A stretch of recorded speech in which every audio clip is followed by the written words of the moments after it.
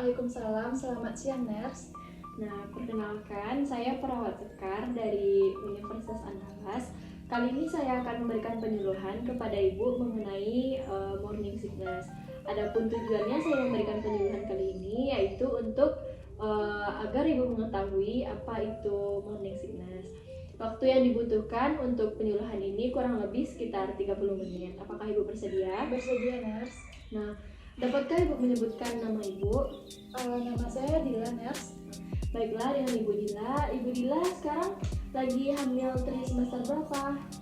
Saya lagi masuk kehamilan trimester pertama Ners. Oh, begitu ya Bu. Semoga sehat-sehat terus ya Bu. Terima kasih Ners. Nah, langsung saja. Apakah Ibu Dila sebelumnya tahu apa itu morning sickness? Tidak Ners. Nah, saya ini ada leaflet untuk Ibu Dila. Ibu Dila dapat membaca morning sickness di leaflet yang saya berikan ini. Nah, sebelumnya saya akan menjelaskan juga apa itu morning sickness. Nah, morning sickness ini adalah salah satu tanda kehamilan yang tidak pasti.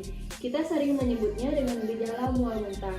Biasanya terjadi pada awal bulan kehamilan, yaitu pada trimester pertama, pada 0 hingga 12 minggu. Tapi hal ini juga tidak bisa dijadikan dasar untuk setiap wanita hamil, karena kondisi setiap wanita hamil itu sangatlah berbeda-beda. Nah, banyak sekali faktor yang mempengaruhi selain proses perubahan hormon yang cukup signifikan. Juga bisa dipengaruhi oleh psikis atau emosional. Faktor fisik seperti kelelahan juga bisa diperparah dengan bau atau aroma tertentu.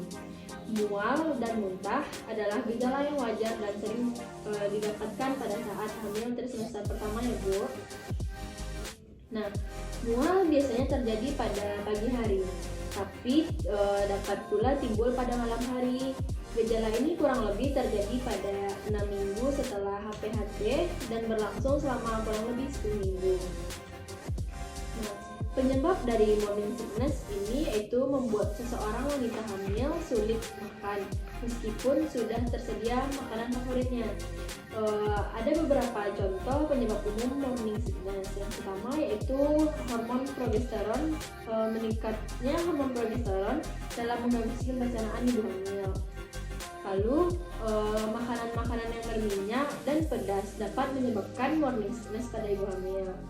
Lalu yang ketiga yaitu peningkatan sensitivitas bau dan rasa. Peningkatan sensitivitas bau dan rasa adalah penyebab lain morning sickness. Bau yang pada kondisi normal bisa saja memicu mual dan muntah. Nah, untuk sejauh ini apakah ada yang ingin Ibu tanyakan? Ada Ners.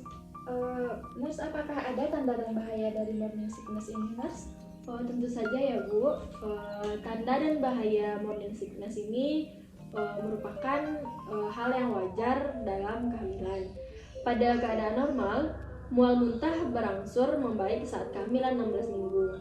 Nah, jika mual dan muntah berlanjut, maka terjadi sesuatu tanda bahaya kehamilan dengan gejala. Yang pertama, muntah terus-menerus, lalu lemas, kulit keriput, tidak nafsu makan, berat badan menurun, makum, kencing berkurang, dan berwarna kuning sekali. Nah, cara mengatasi morning sickness pada ibu hamil, Ibu dapat melakukan yang pertama, makan yang rutin dalam jumlah sedikit namun sering. Lalu yang kedua, makan makanan yang bergizi, makanan-makanan yang tinggi karbohidrat dan protein. Lalu yang ketiga, jangan terburu-buru bangun dari tempat tidur dan hindari makanan yang berbumbu dan berminyak, berlemak dan pedas.